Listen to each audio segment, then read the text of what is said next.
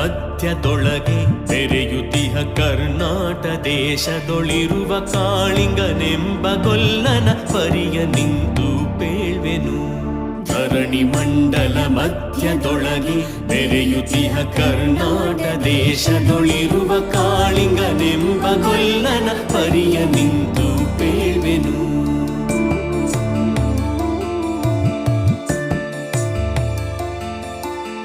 ಎಳೆಯ ಮಾವಿನ ಮರದ ಕೆಳಗೆ ಕೊಳಲನೂದುತ ಗೊಲ್ಲಗೌಡನು ಬಳಸಿನಿಂದ ತುರುಗಳನ್ನು ಬಳಿಗೆ ಕರೆದನು ಹರುಷದಿ.